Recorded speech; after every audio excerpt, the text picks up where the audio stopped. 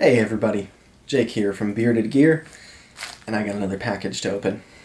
It's funny, I just did an unboxing, like, within the last day or two, from my buddy Kyle, DTOM Knives and Gear. If there's any evidence of what an awesome, generous, really cool dude Kyle is, this is another package from Kyle. He had actually talked about sending this to me before he sent me the 8015, which I have right now, and then I think he forgot about it. I honestly forgot about it too, but I have never tried a Medford knife, and he just got one, and so he said after he reviewed it, he'd send it to me, and this is that Medford knife. So, as always, any gear that I get from anybody who's lending it to me, sent it to me, whatever, I will link them in the description below. Kyle, as always, is going to be linked right down below. Sincerely, those of you who haven't checked him out yet, if you're subscribed to me, please subscribe to him. He makes the best tabletop knife videos. He's so fresh, he's new to it, but he's got a great personality, and he's crushing it. He's cranking out a lot of really good videos. I appreciate his take on things, and he just has a very, honest sense about him. The way that he looks at gear, I like how analytical he is, because I feel like some people get way too scientific about it, but he's somebody who appreciates the gear, is always excited about it, and he's still honest about it. If there's something that bugs him on a knife, he's gonna tell you, and I really like his review style, and I'm glad to call him a friend at this point. And yeah, he's gonna be linked down below, so check him out. Kyle, you're the best, dude. I'm going to make the incision with this the Niche Designs Ingress, because it is designed for tasks like this. I've made my incision. Let me make it a little bit bigger just in case. Make sure I cut through all the layers I needed to. No, it's folded over. An opportunity to cut even more. Alright. That thing is such a good slicer, it's unreal.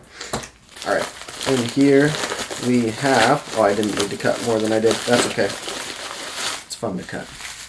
This is a heavy knife. I can already tell you that. Let's get the bubble wrap here. Does it have a dog tag on it?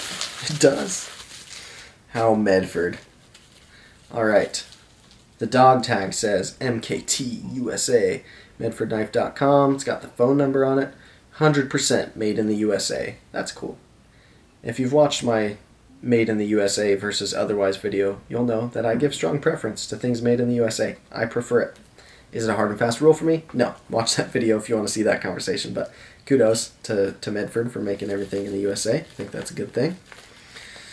Alright. Medford is so made in the USA that they even make Striders now. Did you hear that? I make some of my Strider buddies real mad about that AR-75, I think it's called, that Medford made, and then they were being weird about, which doesn't bug me at all. It's just fun to, I don't know, I've got friends who are really into Strider, and I find any way that I can to poke fun at them, even though deep down, I kind of like a lot of Strider's designs, and the ones that I've handled have been really nice. Anyway, this is the Medford, I think it's called the 187? Oh, this is going to be embarrassing if I'm wrong. I don't think it says on here either. This is the 187 DPT, right? I think. It's not like it's going to say on here. Oh, it's going to be embarrassing if I'm wrong. If I'm wrong, it's going to say differently in the title and the description, but I'm almost certain this is the Medford 187 DPT. I have never owned a Medford. I think I handled one or two at California Custom Knife Show. I've been twice now, so in the last 2 years, I've probably picked them up once or twice. And it's funny because before I was deep in the knife hobby, collecting, I think I had seen some Medford knives here and there, just on the internet, not being in the knife community, but still thinking knives were cool, so seeing them around here and there. And I always thought, before I was into knives, that the Praetorian was really cool. But then I got more into knives and started learning my preferences in knives, and I pretty quickly learned that I didn't think the Praetorian was actually that cool in application, because it's just so thick and heavy and so much less functional than my taste typically leads me toward. But I've always still had like this kind of respect for them because they're totally made in the USA. They generally use pretty good materials, although I'll say when they use D2 on a knife that they're charging significant amounts of money for, regardless of how well you heat treat that D2 and however much you want to justify it, I don't agree. I don't think D2 has any place in the last several years, but especially now in 2020, on any knife that costs anything more than $100. It's so outclassed, in my opinion. And I think most of the people who are doing real steel testing and who know even more than I do would probably echo that. Anyway, this one is not D2. This one is in 3V, I think. I'm almost positive because it's got the 3 on it here. Get that to focus. It's so good at face tracking that it struggles when my face is still in. But yeah, we've got that little 3 right down there. This one is, it appears to be DLC coated, maybe PVD. This might be PVD. I don't know. It's got a black blade on it. The edge is fairly sharp, and it's a hollow grind. So this is thick blade stock. Maybe in the Medford realm, this might not actually be considered that thick because they get stupid thick over there. But this is a substantial slab of 3V. It's what I would consider thick. And the handle scales also super thick. I'm pretty sure they're the same thickness as the blade stock. If I'm not crazy, they look to be the same to me. So this knife feels like it's chunky in my hand.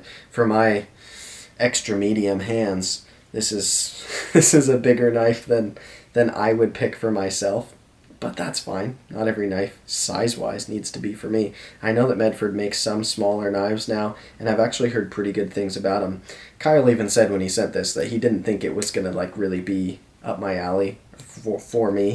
But I'm glad to be checking one out because I've been curious about them for a while, but I don't think there would ever get to be a point where I would get curious enough about them to spend my own money to find out whether they were worth me figuring out some more.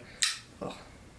Yeah, this is, I don't know. We'll see. I'm going to have this for a little while. I'm not going to do any crazy testing with this. This is far too nice of a knife that doesn't belong to me. But I'll put it in pocket here and there. I might do a little bit of very light cutting with it as long as that's okay with Kyle, just to get a better feel for it. But I can already tell you right now, just checking this knife out, that this isn't really my style. It's not really what I look for in a knife. It's not even so much the length. Like, this is a very long blade. It's significantly longer than I typically carry or use on a folder. But it's more so the chunkiness of this handle. The edges are chamfered, sure, but the size of it, for my hand, the thickness, it's just uncomfortable to grab onto. Like, the way it puts everything in my hand, it's not really for me. If you've got bigger mitts than I do, then if you like this, sure.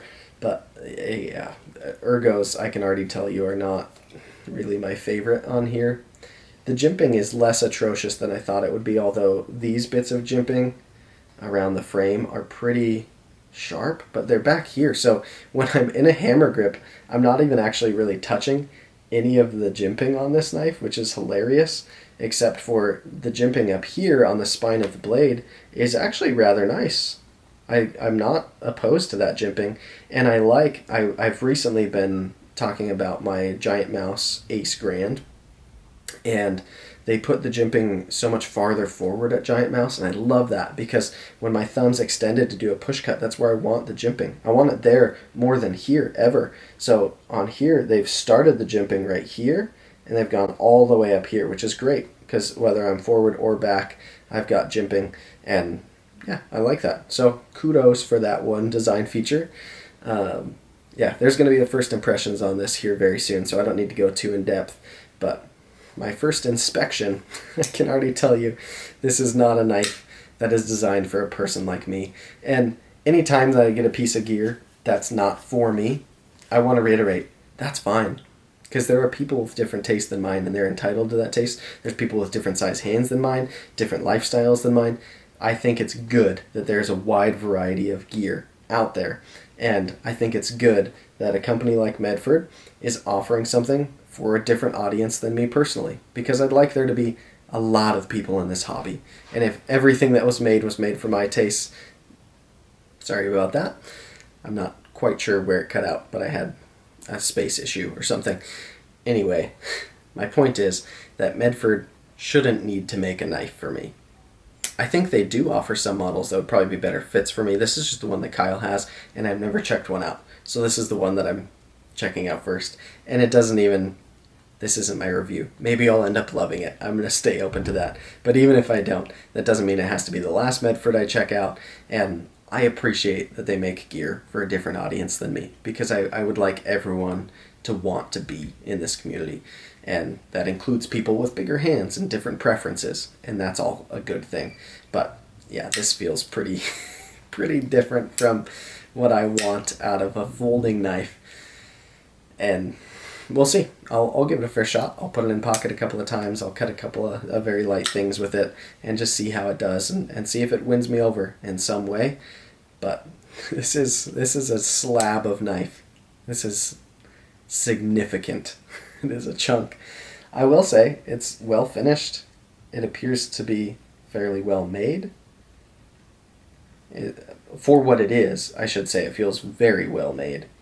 It's just a different style than I typically look for, because yeah, I look more, if I'm being honest, for like small details on knives, and nothing about this knife seems small or detailed. It just feels like a tool in a lot of ways, and it feels a little rougher around the edges, literally, like the way that everything is just kind of chunky.